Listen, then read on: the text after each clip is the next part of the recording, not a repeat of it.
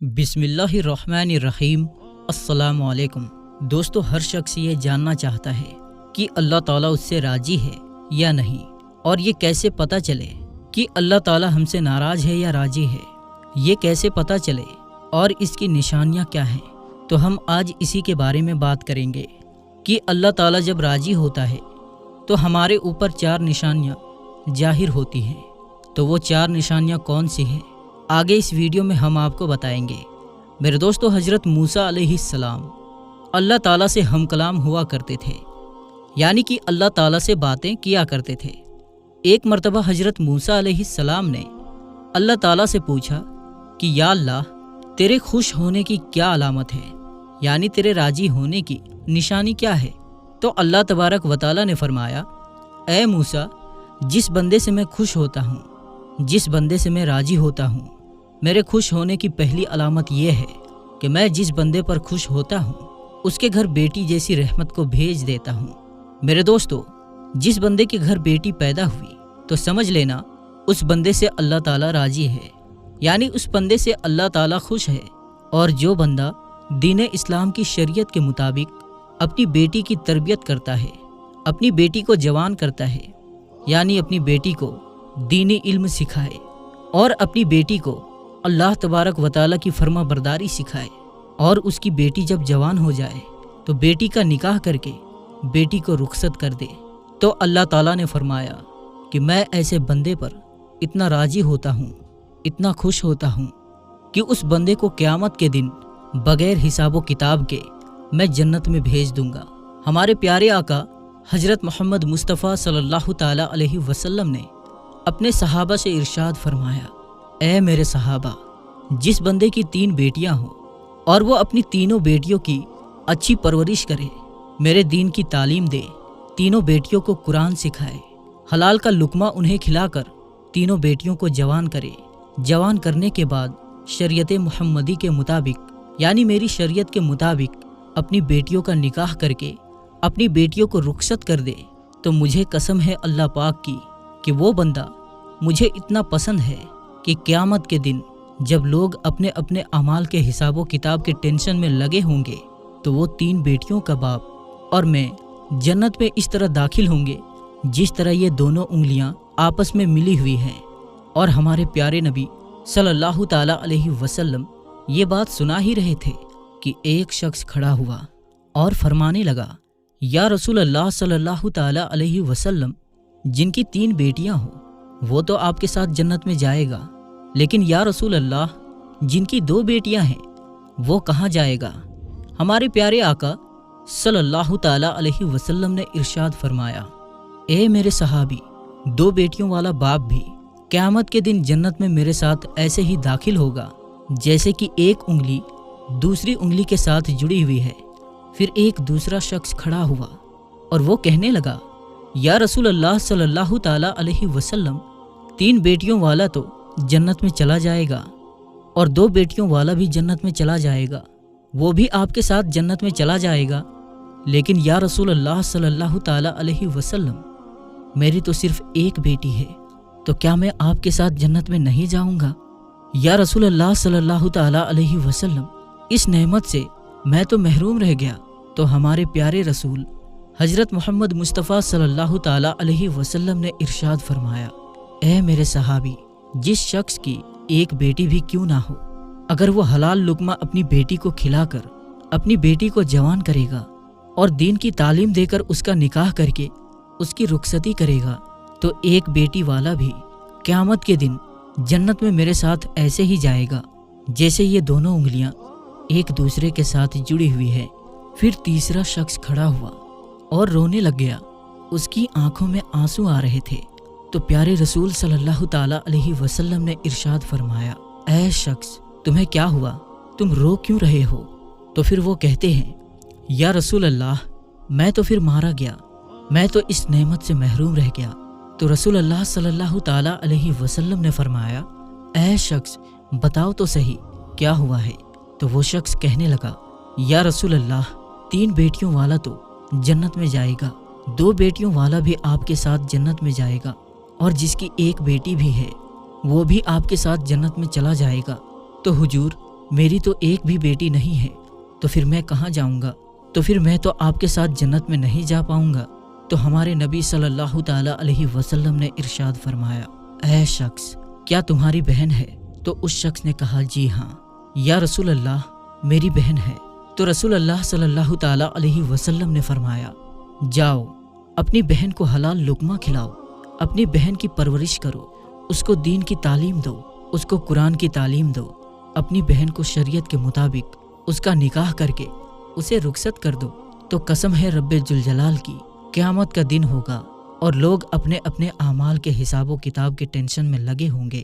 تو اور میں جنت میں ایسے ہوں گے جیسے یہ دونوں انگلیاں ایک دوسرے کے ساتھ جڑی ہوئی ہیں۔ تو پیارے دوستو، یہ ہے بیٹی کی شان، یہ بیٹی کا مرتبہ۔ بیٹی اللہ تعالیٰ کی رحمت ہوتی ہے۔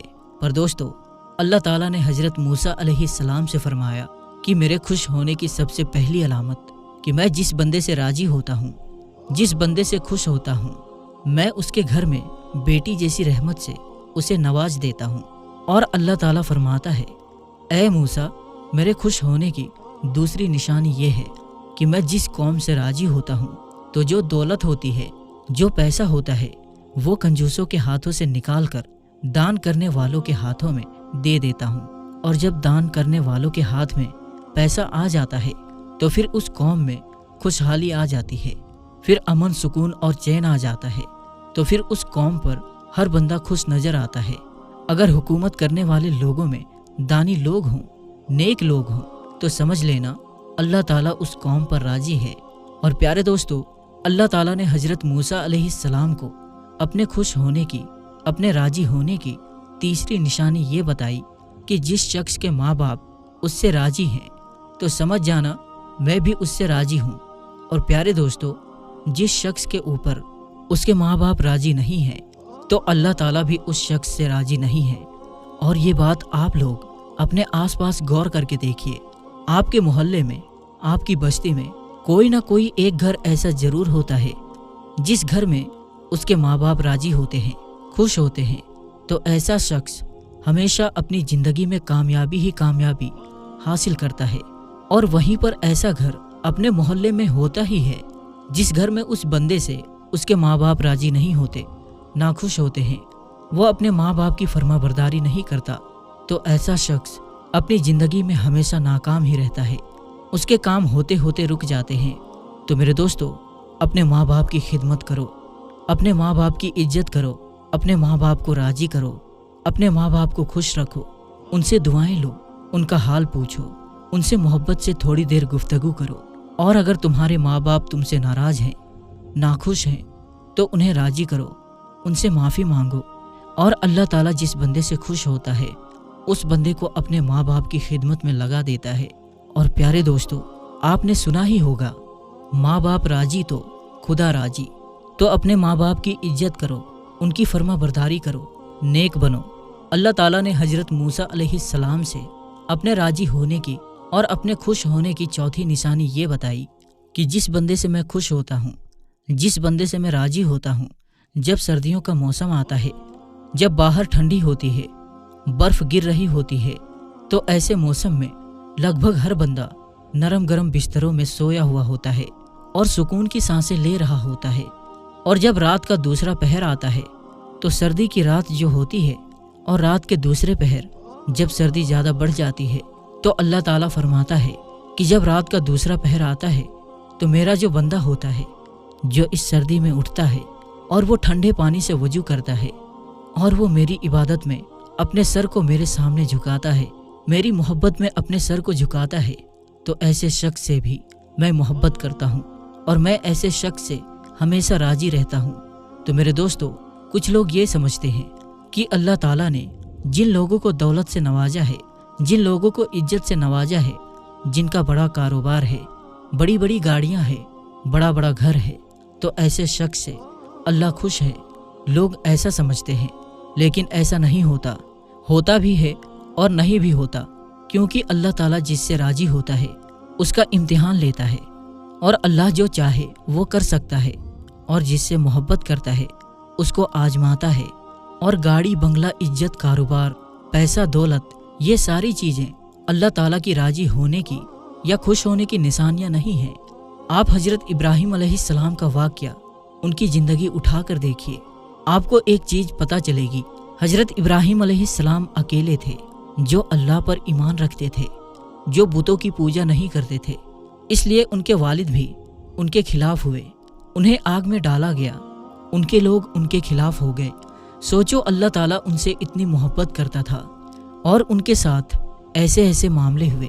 अल्लाह की तरफ से आजमाइश थी और हजरत इब्राहिम अलैहिस्सलाम ने हर आजमाइश को ईमान के साथ, सब्र के साथ, अल्लाह ताला पर यकीन के साथ पूरा किया। और आज हम ये कहते हैं कि जिस शख्स के पास अच्छा कारोबार है, दौलत है, बड़ी गाड़ियां हैं, बड़े बंगले हैं, बड़ी ज़मीनें हैं, जायदाद है, अल्लाह ताला उससे मोहब्बत करता है। ऐसा हो भी सकता है और ऐसा नहीं भी हो सकता है। ये निशानी नहीं है अल्लाह ताला के राजी होने की या खुश होने की। अगर आप सही सलामत हैं, आपका जिस्म सही सलामत है, आपका घर सही सलामत है, आपके घर में रहने वाले सही सलामत हैं, आपके माँ बाप सही सलामत हैं, आपको औलाद जैसी नेमत से अल्लाह ताला ने नवाजा है, आप थोड़ा ही कमाते हैं लेकिन हलाल कमाते हैं, तो भी अल्लाह ताला आपसे राजी होता है, खुश होता है। ये भी अल्लाह ताला की नेमतें ही है जो अल्लाह ताला ने आपसे राजी होकर आपको दी है। ये इसका यही मतलब भी निकल सकता है। जरूरी नहीं कि अल्लाह ताला जिस शख्स से, जिस बंदे से राजी हो उसे दौलत दे दे, उसे गाड़ी दे, बंगला दे दे, दुनिया की ऐशो आराम दे दे। अल्लाह ताला हर शख्स को हर तरह से आजमाता है। अल्लाह ताला ने अपने नबियों को आजमाया तो हम तो उसके बंदे हैं। हजरत अय्यूब अलैहिस्सलाम को अल्लाह ताला ने दौलत दी, बहुत सारी दौलत दी थी, लेकिन आखिर में अल्लाह ताला ने उनसे वो दौलत वापस लेकर उनका इम्तिहान लिया। हजरत यूसुफ अलैहिस्सलाम को गुलाम बनाकर जिंदान में डाला गया, अल्लाह ताला ने उन्हें वहाँ से निकालकर मिस्र का बादशाह बना दिया। हमारे नबी हजरत मोहम्मद मुस्तफ़ा सल्लल्लाहु ताला अलैहि वसल्लम फाके किया करते थे। कितने दिनों तक तो उनके घरों में चूल्हा नहीं जला करता था। तो अल्लाह ताला हर शख्स को अलग अलग तरह से आजमाता है, अलग अलग चीज़ों से आजमाता है।